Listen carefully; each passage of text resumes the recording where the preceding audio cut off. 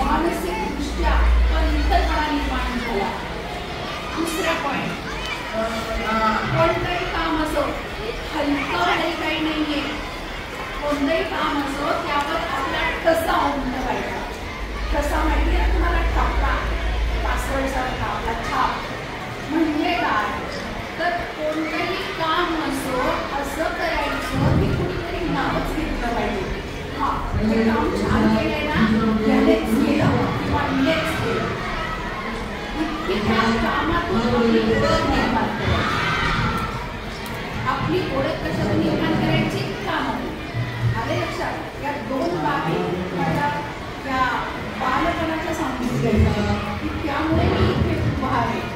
आई वडिलांच्या मूल्य संस्काराच्या शिक्षणामुळे की त्यांना मूल्य संस्कार माहिती नाहीये, पण आपल्या मुलांना काय घडवायचं, काय शिकवायचं ते त्यांनी केलं.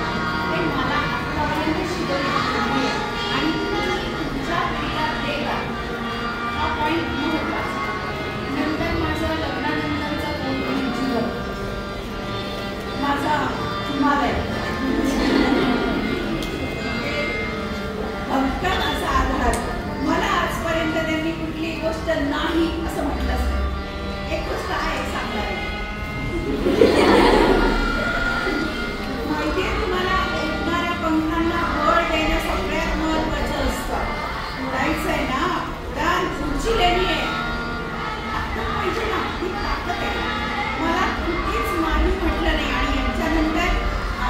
जावई सुंदर जे कराल ना त्याला सपोर्ट करा, शुभेच्छा करा, नकार कधीच नाही, कमेंट कधीच नाही. त्याचं एक उदाहरण सांगते. 2-4 वर्षापूर्वी तुम्ही बघितलं सादर मॅडम आल्या होत्या. एवढे केस पाहिले तुम्ही? केस कट करावे लागले कारण डोक्यात मागील कट करावे लागले. तुम्हाला माहिती आहे मी रडत होती, केस कापायला लागले, ते जखम झालेली. तर मुलगा केस जखम बरी झाली पाहिजे, ते केस धुवून आलेली थेटपणे शाळेत आले. मुलांचा सपोर्ट, मम्मी आता केस नको काढून छोटेच ठेवून छान दिसते. किती सपोर्टिव्ह आहे हे. तुम्हाला माहिती आहे माझं वय 58 आहे आणि 2025 आहे, पण मी आज 2040 मध्ये स्त्रिया जसं जगतील ना तसं मी जगतील.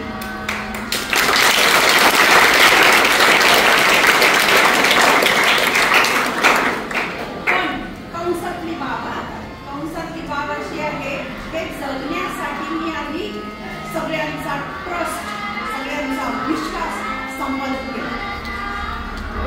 तसं फुकट भेटत नाही. सगळ्या गोष्टींना म्हणतात हे फुकट भेटत नाही. मुलं सपोर्ट करतात, फुकट भेटत नाही. आपण पण त्यांना सपोर्ट करावा लागतो, ते मला शक्य नाही. लक्षात आता ह्या गोष्टी झालेल्या आहेत दोन, की आपण आपलं काम उत्तमपणे करायचं, प्रामाणिकपणे करायचं, आपल्या कामावर आपला ठोसा उमटवायचा. या 2 गोष्टी मागच्या काळात सांगितलं. आता नंतरची गोष्ट येते मला शैक्षणिक प्रवासाबद्दल बोलायचं. 20 वर्षापेक्षा अखंड काळ ही धावतीये. नगर गोडेगाव त्याचा हिशोब पण काढला घरच्यांनी. बघा किती बारीक हिशोब केला. तर या प्रवासामध्ये खरं तर माझा दृष्टिकोन फक्त शैक्षणिक आहे. प्रत्येक व्यवसायाची, प्रत्येक कामाची तत्व असतात, नियम असतात आणि ते फॉलो करायचे. कुठला अगदी गाडी चालवणं असो, अगर डॉक्टर असो, इंजिनियर असो, शिक्षक असो, जो कोणी असेल, आपले जे काही नियम असतात ते फॉलो करायचे. या नियमामध्ये कुणी आलं, रस्त्यात कुणी आलं तर ऍक्सिडेंट होणार ना, सिंपल आहे. तसे छोटे मोठे ऍक्सिडेंट होऊ शकतात. जसे कुटुंबामध्ये पण आपण एकत्र राहतो, छोट्या मोठ्या गोष्टी होत राहतात, पुढे विसरत राहतो. तसं असे सहकार्यांशी संबंध निर्माण झाले. म्हणून ते मला ज्ञानेश्वर माऊलीची एक ओवी म्हणावीशी वाटते.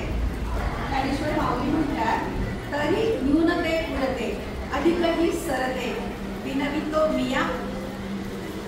तरी न्यूनते उरते अधिकही सरते विनवितो मिया. ते म्हणतात, माऊली म्हणतात, मी तुम्हाला विनवणी करतो. भगवद्गीतेवर त्याचं मत मांडलंय, स्पष्टीकरण केलंय. ज्ञानेश्वरी दिली, माझ्यामध्ये काही चुका आहे, तशा माझ्यामध्ये आहे, सगळ्यांच्या. पण ते मान्य करणं महत्वाचं. उणिवा आहेत आणि सोडून द्या प्लीज. बरोबर ना? विनवणी आहे ही सोडून द्या आणि जे छान छान असेल, तुम्हाला उपयोगी असेल ते नक्की. जे वाईट असेल, जे नकोचं असेल, जे पटत नसेल ते सोडून द्या. त्याला माऊलींचा हा बसा मी घेतलेला आहे. म्हणून शैक्षणिक प्रवासामध्ये माझा प्रयत्न असा राहिलेला आहे की मी आज या पायरीवर आहे ना, उद्या पुढे कशी जाईल, परवा आणखी पुढे कशी जाईल, त्यानंतर पुढे कशी जाईल आणि का कोण जाईल. मला पुढचं भविष्यातलं जास्त मी विचार करते. मी काय केलं तरी मलाही वाटतं तसं लांबचा विचार नाही करता. मला जाणवतं अरे हे असं होऊ शकेल, ते असं होऊ शकेल, मग आपण काय करायचं. हे कधी कधी म्हणतात त्याला निगेटिव्हिटी. ठीक, मी म्हणते ठीक आहे ना, पुढे प्रॉब्लेम येईल ना, पण आता सोडू शकतो, विचार करायला काय हरकत. मग ती सवय लागलेली आहे पुढचा विचार करून वागायची. म्हणून मी म्हटलं ना 2040 मध्ये जाऊ, ते त्याच कारणामुळे असं होतं. तर या शैक्षणिक प्रवासामध्ये मी फक्त स्वतःला अपग्रेड करण्याचा प्रयत्न केला. मला असं वाटत की मी 60 ला आले, बिलकुल नाही. आत्ताशी तर कुठे सुरू झाले, आत्ता तर कुठे युट्यूब चॅनल शिकले, आत्ता तर कुठे हे शिकले, आता पुढे हे शिकायचे, पुढे ते शिकायचे, पुढे ते करायचे. आणि एक लक्षात घ्या, बाकीचे व्यवसाय जे आहेत ना किंवा नोकऱ्या आहेत त्या नियत वयोमानानुसार संपल्या की कदाचित थांबली. शिक्षकाचं काम कधी थांबलं का? काम म्हणजे ज्ञानदाराचं नोकरी संपली, नोकरी तर संपणार. पण शिक्षकाचं काम काम कधीच संपणार नाही आणि माझ्यासारखी तर कधीच संपवणार नाही. उलट मला तर रिटायरमेंट नंतरची इतकी कामाची लिस्ट आहे, तुम्हाला सांगते काय काय काय काय लिस्ट आहे. छंद म्हणा, आवड म्हणा किंवा काय असेल ते करायचं जिद्द असायला म्हणजे पुढचं होईल तरी सुद्धा बडबड करता येईपर्यंत करायचं, ज्ञानदानाचं काम करायचं. आणि शिक्षकांच्यासाठी एक ज्येष्ठ शिक्षिका म्हणून शेवटची मी मुलं म्हणाले ना मायळ वगैरे, मी सुरुवातीला फक्त एक वयाच्या टप्पे कसा माणूस विकसित होतो. मायळ वगैरे काय नव्हते, मुलांना खूप तोडले, खूप रागवले आणि हळूहळू मी विकसले.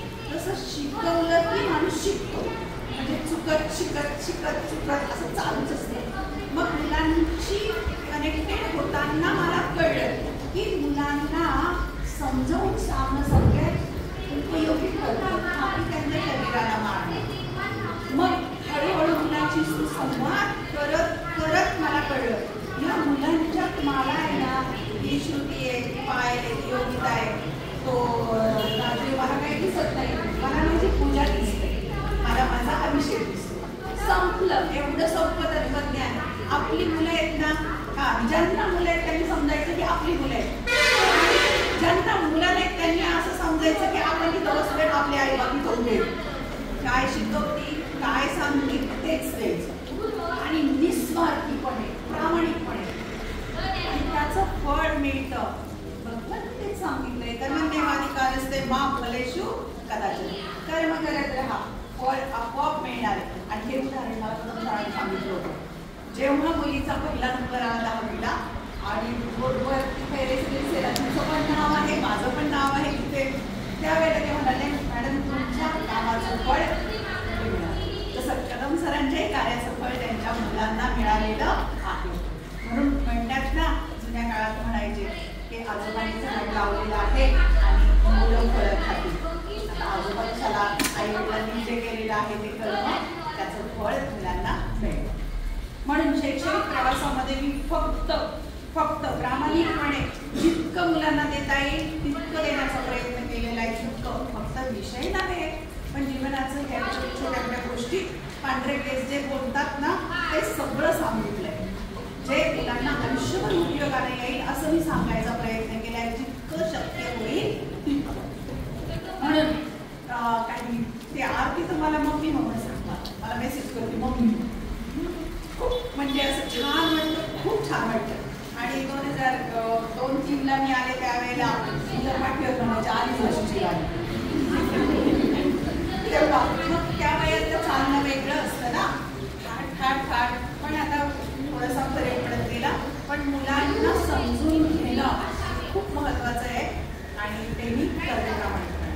आणि पुढच्याही काळामध्ये सोशल मीडियावर मी आहेच, त्यामुळे कंटिन्यू मी राहणार आहे आणि तेव्हाही भेटा, बोला, शंका विचारा मी उपलब्ध आहे. आता तुमच्या विषयात 2 विषयांची फजिती होणार आहे. एक विषयासाठी सर आहेत, एक विषयाचं मी तुम्हाला म्हणाले मी ऑनलाईन घेऊ शकते, त्यांना शक्य आहे त्यांनी संध्याकाळी लेक्चर अटेंड करा, तेवढं मात्र मी तुमच्यासाठी करायला तयार. हे झालं शैक्षणिक प्रवासाबद्दल.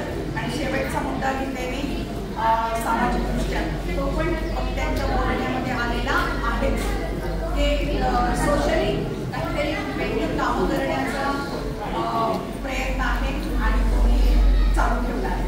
एक तर महिलांच्यासाठी काही काम करणं, मुलींच्यासाठी काही नियोजन आहे, स्वतःचं लेखन आहे आणि सगळ्यात महत्त्वाचं म्हणजे माझी 2 बायको, माझा नातू श्रेयांश 5.5 वर्षाचा आणि नात आहे दुर्वा 1.5 वर्षाची. त्यांच्यासाठी मात्र मी मनमोकळा वेळ द्यायचा ठरवलेला आहे. हे माझे 2-3 मुद्दे झालेले आहेत विवेच्या लागले. या व्यतिरिक्त मी शेवटी असं म्हणेल की सगळ्यांचे खूप खूप आभार. खूप भरून आलंय पण हसून टाळणं, सुखदुःखाचे प्रसंग माणसाच्या जीवनामध्ये येतच असतात ना आणि आलेच पाहिजे, त्याशिवाय जीवनाची गोडी कशी वाढणार. म्हणून कोणताही प्रसंग येऊ हसत निभावून नेणं जमलं पाहिजे, जमायलाच हवं. तो पण मी प्रयत्न करते. जसं कदम सरांचं आज मन भरून आलं होतं ना, तसं माझं मन भरून आलंय. मला कदम सर म्हणजे कदम सर कधी वाटलेच नाही. माझा धाकटा भाऊ आहे प्रवीण, सेम यांच्यासारखाच आहे, कलर थोडा बदल असेल